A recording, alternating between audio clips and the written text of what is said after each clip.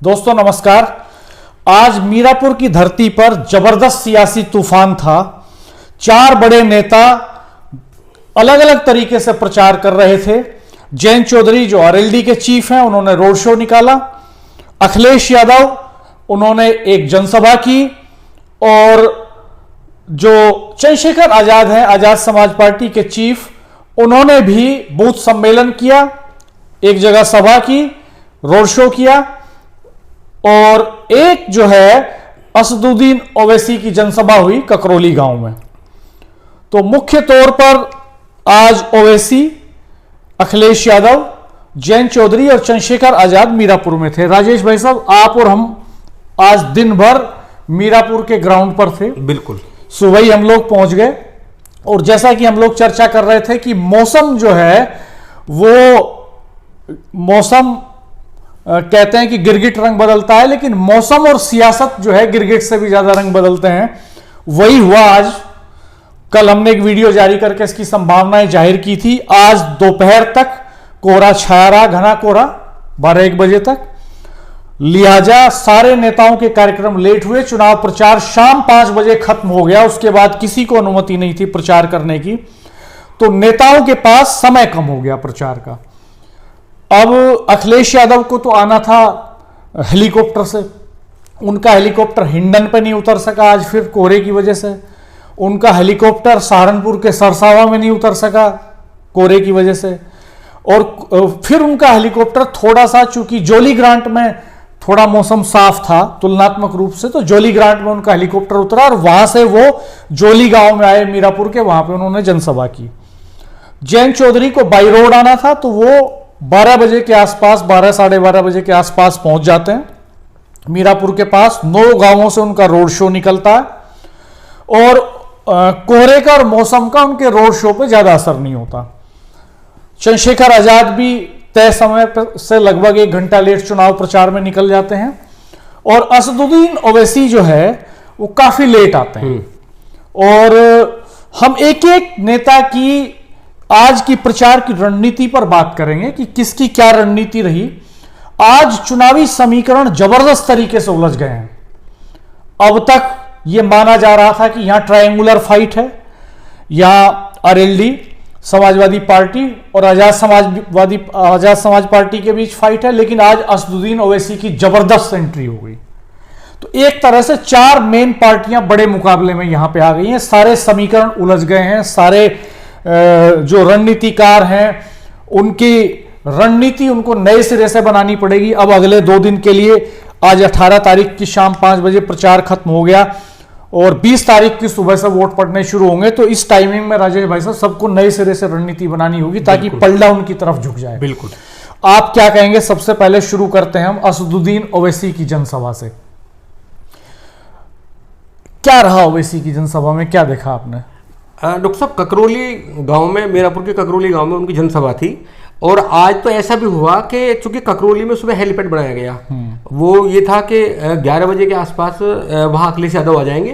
तो हेलीपैड था, सुबह से ही वहां पूरी पुलिस की व्यवस्था मौजूद थी।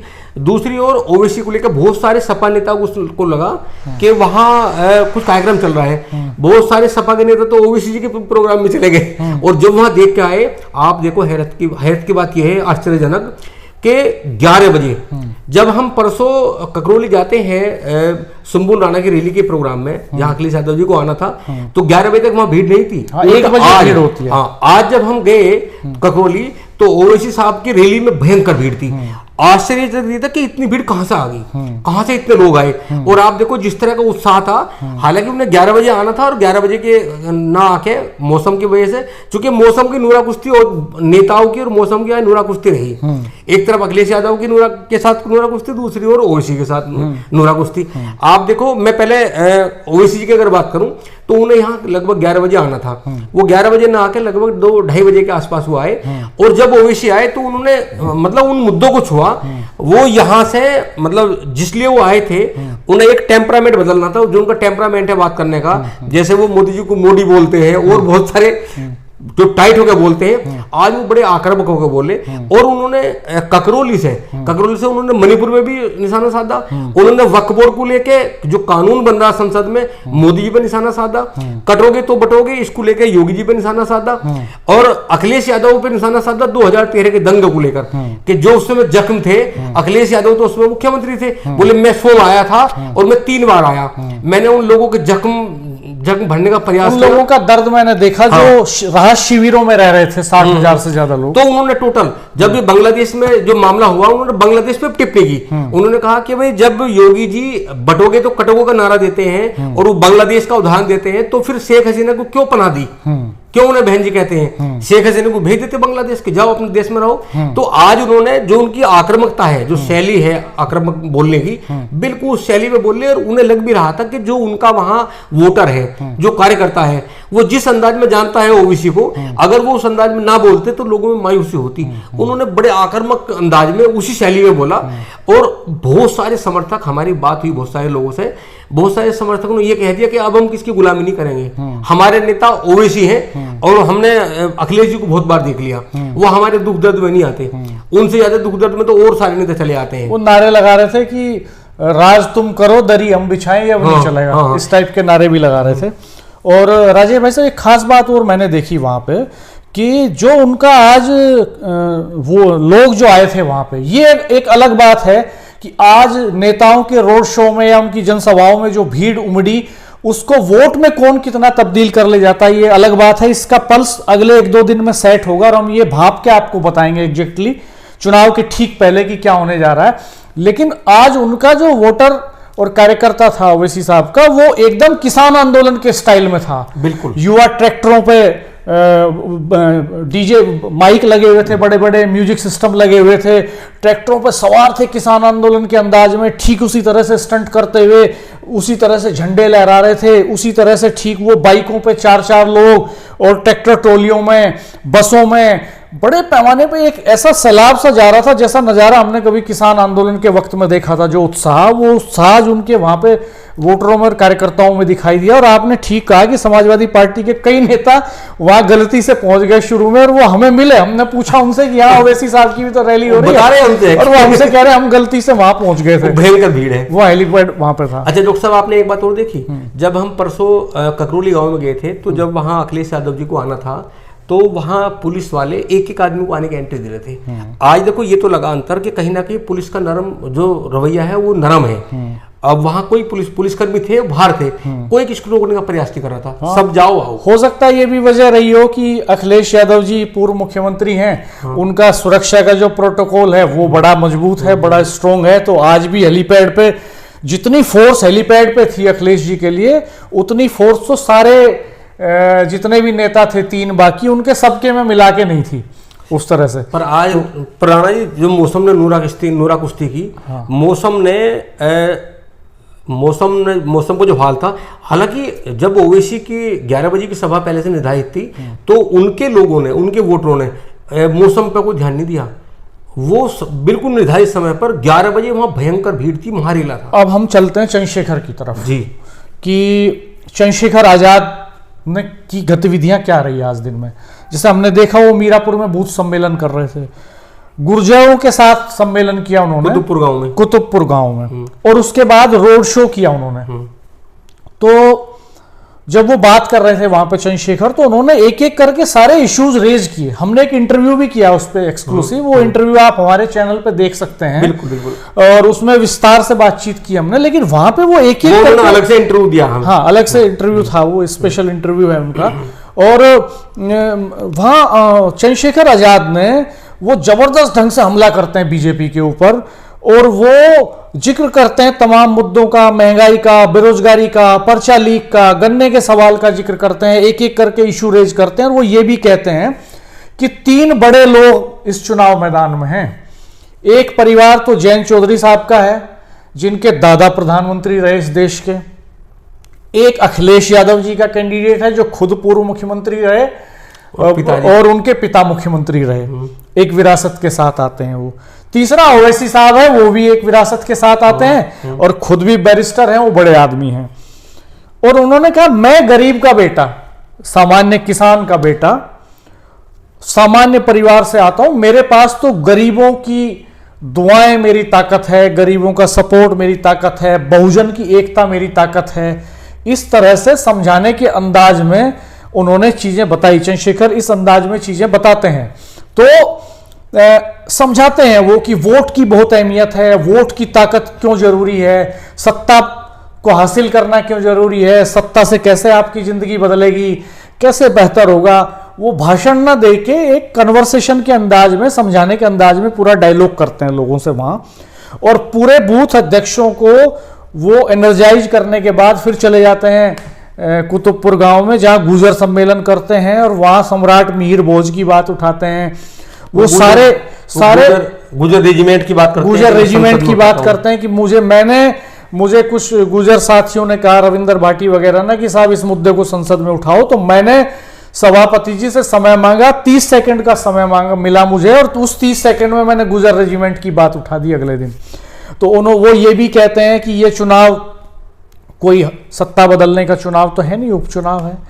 और वो ये भी कहते हैं कि हम महाराष्ट्र में भी कम से कम 1-2 सीट एंट्री लेके आएंगे, हम जीत के आएंगे, लड़ेंगे बहुत सारी सीटों पर बेहतर। झारखंड के बारे में बताते हैं वो लोगों को कि झारखंड में भी हम अच्छा कर रहे हैं। और वो ये बताते हैं कि 2027 निगाह में रखो। और वो ये भी बताते हैं कि जो जिला पंचायत का चुनाव है, प्रधानी का चुनाव है, नगर पंचायतों के चुनाव है, नगर पालिकाओं के और मेयर के चुनाव हैं, बोले उनको भी निगाह में रखो। और आज जो लोग हमारा साथ देंगे, कल हम उनका साथ उन चुनावों में देंगे। तो बड़ा दांव खेल जाते हैं। इसका जिक्र करते हैं बकायदा। ये भी कह रहे हैं कि मेरा वोटर मेरे साथ है। हाँ, ये भी कहते हैं वो मेरा वोटर मेरे साथ है। तो ये चंद्रशेखर का अंदाज था। आखिरी दिन पूरी ताकत झोंक दी चंद्रशेखर ने भी, और जबरदस्त तरीके से तूफानी अंदाज में, जोशीले अंदाज में एक एक फैक्ट को वो उभारते चले गए, सत्ता पे हमला करते चले गए। और बहन मायावती पे उन्होंने कोई हमला नहीं किया, सॉफ्ट रहे, उनका जिक्र भी नहीं किया। जयंत चौधरी पे भी हमलावर नहीं रहे वो। तो ये कुल मिला के रणनीति रही बीजेपी पे, उनका अटैक चलता रहा। ये स्थिति है। बिल्कुल राजेश भाई साहब, मैं ये जानना चाहूंगा आपसे कि अखिलेश यादव जो है, उनकी रणनीति कितनी कारगर रही आज की, और क्या पूरा मसला रहा। जैसे सुबह उनको ककरौली में लैंड करना था उनका हेलीकॉप्टर 11 बजे, और हमने शुरुआत में सुबह एक वीडियो जारी करके कह दिया था कि आज कोहरा बहुत है तो आसान नहीं होगी लैंडिंग। तो फिर हुआ भी वही, वो हिंडन पे नहीं जा सके कोहरे की वजह से, वो सरसावा नहीं जा सके, और फिर जोली ग्रांट में जाके लैंड किया, ककरौली में, तो देहरादून। तो फिर ककरौली में जोली ग्रांट पे लैंड करते हैं, और जोली ग्रांट से फिर जो है बाई कार जोली आते हैं, जोली पहुंच जाते हैं। वो भाषण में जिक्र भी करते हैं कि देखो जोली ग्रांट से जोली आ गया मैं। और एक बात और उन्होंने साफ कर दी, उन्होंने आज के भाषण में कल के घटनाक्रम पे किसी सरकार को जिम्मेदार नहीं ठहराया, और कोई साजिश वाली बात नहीं कही। उन्होंने कहा कुछ तकनीकी वजह से, मौसम की वजह से ऐसा हुआ। हालांकि चंद्रशेखर आजाद ने तंज कसा इस पर, जब हम वहां थे तो उन्होंने कहा कि उनको तो कुदरत भी यहाँ आने नहीं देना चाहती है, कुदरत रोक रही है उनको कि उनका वो बाहर ही रहे तो अच्छा है। खैर ये अलग बात है। तो अखिलेश यादव जी का क्या पूरा रहा? दरअसल अखिलेश जी को आज 12 बजे यहाँ आना था, 12 बजे से उनका प्रोग्राम था, और आज 11 बजे आना था उनको बेसिकली। और वो फिर पहुंचते हैं शाम को, जो है शाम को लगभग 3 बजे के आसपास पहुंचते हैं, 3-3:30-4 बजे के आसपास पहुंचते हैं वो। और 5 बजे प्रचार का समय खत्म होता है, तो सिर्फ जोली में ही वो जोली गांव में एक जनसभा को संबोधित करते हैं। और उसमें हालांकि जनसभा तो एक हुई, और बहुत सारे लोगों में ये भी विरोध है। हालांकि उन्होंने अपने आप खुद ही ये क्लियर कर दिया कि भाई परसों टेक्निकल कमी की वजह से वो तो स्पष्ट कर दिया उन्होंने। आज जिन जहां तैयारियां थी रोड शो में, वहां लोगों में बहुत ज्यादा ये तो रहा कि यहाँ आखिर क्यों नहीं आ रहे अखिलेश यादव। ये चिंता रहा कि क्यों नहीं आ रहे, क्या वजह है। लेकिन वो मैसेज चला गया। अब सोशल मीडिया का जमाना है, बड़ी तेजी से। मैं आपसे ये जानना चाहूंगा अखिलेश यादव ने वहां कहा क्या, हुआ क्या? जो आज उन्होंने वो उन तमाम मुद्दों को लिया। उन्होंने जैसे जब जयंत चौधरी ने कहा था, पीडीए का मतलब बताया था, पीडीए क्या मतलब है, तो उन्होंने उसका पलटवार बहुत ज्यादा नहीं किया, लेकिन वो डीएपी पे बात करी। उन्होंने कहा कि भाई डबल इंजन की सरकार है, अब तो डिब्बे टकराने लगे। जयंत चौधरी पे निशाना नहीं रहा आज, खास बात इशारों में तंज कसा। इशारों में तंज कसा, सीधे तौर पे नाम नहीं लिया। बीजेपी पे हमलावर है। उन्होंने कहा चौधरी सिंह का जिक्र किया, चौधरी सिंह का नाम लिया। उन्होंने कहा कि भाई चौधरी साहब तो भाईचारे की बात करते थे, और मैं जिस धरती पर आज आया हूं ये तो भाईचारे की धरती है। लेकिन बीजेपी बार बार कटोगे तो बटोगे तो कटोगे, इसकी बात करती है। अब ये भी कहा उन्होंने कि अब तो बटोगे कटोगे में जो इनके सहयोगी दल है, अब तो वही इसको लेकर विरोध उठ रहे हैं। वही विरोध हो गया कि वही महाराष्ट्र में विरोध हो गया है, जब यहाँ बिहार में विरोध हो गया, उत्तर प्रदेश में विरोध हो रहा है। उन्होंने खाद को लेकर कहा, उन्होंने कहा कि पहले तो जो है किसानों की बोरी से चोरी हुआ था, वो जो 5 किलो कम हो गया था ना यूरिया। उन्होंने कहा कि पहले तो किसानों की बोरी से चोरी हो गई थी, लेकिन अब तो खाद की बोरी चोरी हो रही है, डीएपी नहीं मिल रहा। उन्होंने ये भी कहा कि पीडीए पे तो आप सवाल करते हैं, डीएपी पे कब सवाल करोगे। तो इन सब मुद्दों को उठाया। उन्होंने ये भी कहा मुख्य रूप से कि ये जो चुनाव है ये सरकार बदलने का चुनाव नहीं है, लेकिन ये चुनाव 2027 का रुख तय करेगा। इस बात को उन्होंने उठाया और उन्होंने कहा कि भाई ये भी बात की कि भाई नारों से समाज के बीच में जो सुरंग खोद रहे हैं ये भविष्य के लिए अच्छे नहीं है। मतलब टोटल जो उनकी टिप्पणी रही, जो निशाने पर रही, वो भाजपा रही। योगी जी को पूरे निशाने में लिया। हालांकि उन्होंने ओबीसी का नाम नहीं लिया, लेकिन इशारों में बात कही। चंद्रशेखर आजाद का उन्होंने कोई नाम नहीं लिया, सीधे तौर पे योगी जी को निशाने में लिया, पूरी भाजपा सरकार को निशाने में लिया। उन्होंने आरक्षण का नाम भी लिया कि जो लोग आरक्षण छीन रहे हैं वो चैन से नहीं बैठ पाएंगे। और मतलब टोटल जो उन्होंने बात रखी वे सारे वही मुद्दे थे जो उनके 2024 के मुद्दे थे, उन्हीं मुद्दों पे वो बोले वो बहुत ज्यादा। हाँ, आरक्षण के जरिए उन्होंने दलितों की नब्ज पे हाथ रखने की कोशिश की, किसानों की नब्ज पे हाथ रखने की कोशिश की। हरेन मलिक का सम्मान के साथ नाम लिया, जो वहां के सांसद हैं समाजवादी पार्टी के। ये भी कहा। हरेन मलिक का भाषण भी हुआ और प्रमोद त्यागी जी का नाम भी लिया, प्रमोद त्यागी का नाम लिया उन्होंने। और जो है वहां मंच पे कादिर राणा साहब की जो बेटी है, डॉक्टर बेटी, उनका भाषण हुआ। जबरदस्त तरीके से फायरी स्पीच दी उन्होंने, पूरी एकदम दमदार तरीके से। चूंकि सुम्बुल तो ज्यादा बोलती नहीं है, हरेन मलिक जी की स्पीच वहां पे हुई और फिर अखिलेश जी ने मंच संभाल लिया और पूरा जबरदस्त तरीके से प्रहार किया। उन्होंने ये भी कहा कि कुछ तकनीकी बाधाएं हुई, हम आ नहीं सके, हम इंडन नहीं उतरने दिया गया, हम जो है यहाँ ककरोली नहीं उतरने दिया, ककरोली तो पहुंच ही नहीं सकते थे। फिर उन्होंने कहा हमें वहाँ सरसावा नहीं उतरने दिया। फिर हम जोली ग्रांट, हमने सोचा जोली ग्रांट चलेंगे लेकिन जाएंगे जरूर, और हम आपके बीच में आ गए हैं। तो उन्होंने सिलसिलेवार वो सारे इश्यूज उठा के सरकार को घेरने की कोशिश की। उनका फोकस ओवैसी का जिक्र नहीं करते हैं, वो मायावती का जिक्र नहीं करते हैं, वो जयंत चौधरी का नाम नहीं लेते हैं, सरकार के ऊपर हमलावर रहते हैं लगातार। डॉक्टर साहब, एक वहां बड़ा ये चर्चा का इशू रहा, आज कैराना सांसद इकरा हसन वहां नहीं थी, जो कि प्रोग्राम पहले से इकरा की ड्यूटी दरअसल इन्होंने महाराष्ट्र में लगा रखी है। तो वो लगातार महाराष्ट्र में लोग चर्चा करते हैं, लोगों को इस बात का पता नहीं। हाँ, लोग चर्चा करते हैं। इकरा को लोग देखना चाहते हैं मंच पे, उनका अपना एक क्रेज है। लेकिन उनकी चूंकि ड्यूटी वहां पे थी, और ये देखने वाली बात भी होती कि अगर दोनों मंच पे एक मंच पे होते तो इकरा का क्रेज ज्यादा होता उस इलाके में कि अखिलेश जी का होता। अच्छा डॉक्टर साहब, एक चूंकि मैं ये बताऊंगा अभी, जो आज 4 प्रमुख लोग थे, सबसे कम समय अखिलेश यादव को मिला प्रचार का। क्योंकि जो उनके कार्यकर्ता हैं वो लगातार सुबह से इंतजार करते रहे कि आखिर कब आएंगे। और मुझे लगता है कि 1 घंटे के आसपास बस समय दिया गया। जबकि चंद्रशेखर आजाद ने बहुत अच्छा अपना पूरा समय दिया। ओवैसी जयंत चौधरी पूरे समय रहे, जयंत चौधरी पूरा समय दिया। अब चलते हैं जयंत चौधरी की तरफ। जयंत चौधरी का रोड शो था इस पूरे इलाके में, तो 9 गांव शायद उन्होंने कवर किए हैं। 9 गांव थे। और हम देख रहे थे कारों के काफिले के साथ वो मूव करते चले जा रहे थे लगातार, और बीच बीच में 1-2 जगह पे स्पीच भी दी उन्होंने। मीडिया से भी वो लगातार बात करते रहे बीच बीच में। तो ये जो गांव हैं, खास तौर पे उनका जिक्र करना चाहेंगे। मनफोड़ा, नूनीखेड़ा, मनफोड़ा से शुरू होता है उनका। 10 बजे शुरू होना था, लेकिन 10 बजे शुरू नहीं हो पाया। शुरू हुआ लगभग 12 साढ़े 12 बजे, तो वो भी लेट आए मौसम की वजह से। चूंकि ये किसानों की बेल्ट है पूरी, नेताओं की रणनीति बड़ी शार्प होती है। नेता ये भांप लेते हैं कि उनके वोटर्स कब निकल के ज्यादा आएंगे। तो किसान सुबह घर के काम निपटाता है, फिर आता है, तो सारे नेता इस वजह से भी लेट आए। दूसरा ये भी रहा सबको कि भाई भीड़ दिखेगी, लोग नहीं मिलेंगे, भीड़ नहीं होगी तो फायदा क्या है। तो जयंत चौधरी भी इस रणनीति के तहत 12:30 बजे के आसपास एंट्री करते हैं मनफोड़ा में, और फिर मनफोड़ा से वो नूनीखेड़ा, कुतुबपुर, मीरापुर, कासमपुर, खोला, गंगादासपुर, बेड़ा सदात, मोरना होते हुए भोपा में क्लोजिंग करते हैं।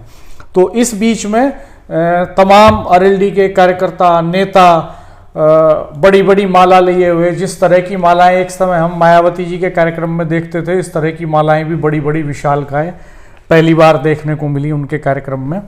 तो और क्या खास बात आपने नोटिस की? एक तो उन्होंने वहां लोगों से ये कहा कि भाई अगर मीरापुर खैर जीतना है तो मेरा अगर खैर जीतना है, मीरापुर जीतना है तो खैर जिताना होगा, खैर को जिताना होगा। यानी मीरापुर से खैर के लोगों को भी संदेश दे दिया। और खैर में भी उनकी जनसभा थी, ये मैसेज दिया, यहीं से खैर को मैसेज दे दिया, अगर मीरापुर अगर जिताना चाहते हो तो खैर को जिताओ, खैर को जिताओ। और दूसरा ये कि उन्होंने किसानों की बात की, गन्ने के मुद्दे पे बात की और डेवलपमेंट के इश्यूज पे बात की। एक बात वो ये कह रहे थे जब हम भी उनसे बातचीत कर रहे थे, वो वीडियो भी आप हमारे चैनल पे देख सकते हैं, सेव इंडिया न्यूज़ और डॉक्टर रविंदर राणा दोनों चैनल्स पे आपको देखने को मिलेगा। उसमें जब हमने उनसे पूछा कि किस मुद्दे का फायदा आपको ज़्यादा मिल रहा है, तो उन्होंने कहा कि लोग स्थायित्व चाहते हैं और स्थायित्व हमारे साथ है और वो डिसबैलेंस नहीं है, हम स्थायित्व के साथ काम कर रहे हैं, तो हमारे साथ आएंगे लोग तो उनको समझ आ रहा है कि इलाके का विकास ज़्यादा होगा। तो इस तरह की जयंत चौधरी की रणनीति रही। कुछ खास चीजें? हाँ, मैं आपकी बात रोकूंगा। हाँ। आज उनके चेहरे पे कोई तनाव नहीं था। हाँ। जब वो इंटरव्यू आप ले रहे थे, हाँ। यहाँ मीरापुर में जब इंटरव्यू लिया, हाँ, हम लोगों ने जब बातचीत की तो एकदम बिल्कुल सॉफ्ट, कोई तनाव नहीं, कोई तनाव नहीं लिया और बिल्कुल सबसे बात कर रहे हैं, सबका नाम ले रहे हैं, भाई चौधरी साहब कैसे हो, बालियान साहब कैसे हो, सबसे बातचीत कर रहे हैं और बिल्कुल कोई तनाव नहीं। जब आपने पूछा तो उनके मन में, क्योंकि इसलिए भी कोई नहीं था कि वो कार से आए, ना तो उनके रोड शो में कहीं कोई रोड अटका जरा सा भी, क्योंकि वो कार से आए, कार कहीं रुकने वाली थी नहीं।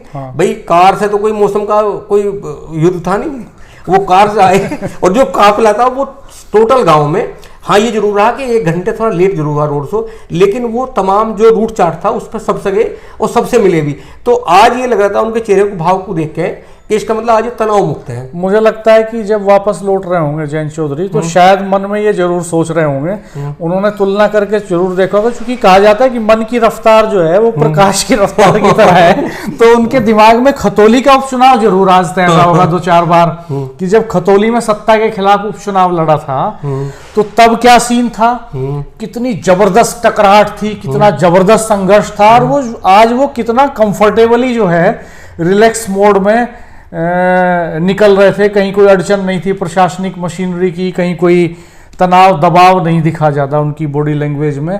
खैर अब ये नेता कंफर्टेबल फील करते हैं जब सत्ता में होते हैं। यहाँ मेरठ में एक कार्यक्रम में उन्होंने चौधरी चरण सिंह यूनिवर्सिटी में ये कहा भी था कि जब सत्ता में होते हैं तो शॉल मिलता है और जब विपक्ष में होते हैं तो तलवार और गदा मिलती है। खैर संकेतों के जरिए अपनी चीज करते। तो इस तरह से चारों दलों के बड़े नेता आज मीरापुर में थे। जबरदस्त घमासान था, जबरदस्त तूफान था और अब ये शाम को 5 बजे शांत हो गया। अब रणनीति का टाइम है। आखिरी वक्त में कौन अपने वोटर्स को कितना सेंसिटाइज करके बूथ तक ले जाता है, इस पे डिपेंड करेगा बहुत कुछ। किसका वोटिंग परसेंटेज कितना रहता है इस पे डिपेंड करेगा। और आज जो भीड़ दिखाई दी है उस भीड़ को वोटों में कन्वर्जन कौन कितना करके ले जाता है इस पे डिपेंड करेगा राजेश भाई साहब। लेकिन फिलहाल शाम के 5 बजे चुनाव प्रचार खत्म होते होते समीकरण इतने उलझ गए कि फोन घनघना रहे हैं लोगों के, एक दूसरे से पूछ रहे हैं कि क्या होने जा रहा है। कोई आश्वस्त नहीं है इस बात को लेके कि क्या होने जा रहा। हमारी सारे दलों के नेताओं से बात हुई, सब कंफ्यूजन में हैं, सब इल्यूजन में हैं। सबको लग रहा है कि हम ही जीत रहे हैं, सबको लग रहा है कि संशय भी है कि क्या होने जा रहा है। वोटर साइलेंटली, कोई लहर तो नहीं चल रही है भीतर, लहर के भीतर लहर तो नहीं चल रही है। हालांकि कल दिन में, कल शाम तक हम कुछ बताएंगे, बहुत कुछ आपको बताएंगे। हमारे पास बहुत सारे फीडबैक हैं, अभी उन पे बात करना उचित नहीं होगा और वीडियो भी बहुत लंबा हो चुका है। दोस्तों कमेंट बॉक्स में आप बताइए कि आज के चुनावी घमासान के बाद आपने क्या फील किया। आप रिएक्शन जरूर दीजिए, बहुत वैल्यूएबल प्रतिक्रियाएं आप दे रहे हैं। हम जल्द फिर हाजिर होंगे और कल आपको बहुत सारे वीडियो देंगे। आज के बहुत सारे लाइव अपडेट्स हमारे चैनल पर मौजूद हैं, आप सारे देखिएगा और कल फिर बात करेंगे। कल बहुत एकदम कंक्रीट फीडबैक के साथ हम लोग आएंगे, कैलकुलेशन के साथ आएंगे। हालांकि चुनाव आचार संहिता के चलते अभी हम स्पष्ट तौर पर तो ये नहीं बता पाएंगे कि किसके पास एज है, लेकिन ये जरूर बता देंगे कि किन किन के बीच मुकाबला है। और फिर वोटिंग के दिन भर हम जमीन पर रहेंगे मीरापुर में, देखेंगे कौन कहाँ वोट कर रहा है, किसी वोटरों से बात करेंगे, वो आपको दिखाएंगे, माहौल भापेंगे। और फिर शाम को आपको 5 बजे जैसे ही प्रचार खत्म होगा तो हम आपको एकदम एग्जिट पोल बता देंगे फाइनली कि किस किस के बीच मुकाबला होने क्या जा रहा है। एक मीरापुर नहीं, उत्तर प्रदेश की तमाम 9 विधानसभा सीटों के बारे में बात करेंगे। तो धन्यवाद दोस्तों, नमस्कार, हमारे साथ बने रहिएगा, चैनल को सब्सक्राइब कर दीजिएगा, बेल आइकन प्रेस कर दीजिएगा, नोटिफिकेशंस ऑन कर दीजिएगा।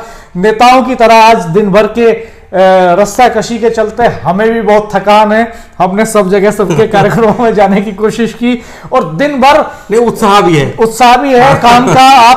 आपका जो रिस्पॉन्स मिल रहा है, जिस तरह से आप देख रहे हैं, जिस तरह से आप कमेंट कर रहे हैं, हम उत्साह से लबरेज हैं। दिन भर में बस एक चाय पिए एक जगह, वो भी हमने खतौली में आके, और ऐसे ही दिन भर घूमते रहे हैं, खाली पानी भी 2-4 जगह ही पिया है। तो वो का जो उत्साह है, जिस तरह वो देखते हैं, कमेंट करते हैं, उनके उत्साह में कहाँ भूख लगती है। आपका उत्साह हमारी ताकत है। तो धन्यवाद दोस्तों, मुलाकात होगी जल्द। धन्यवाद, नमस्कार।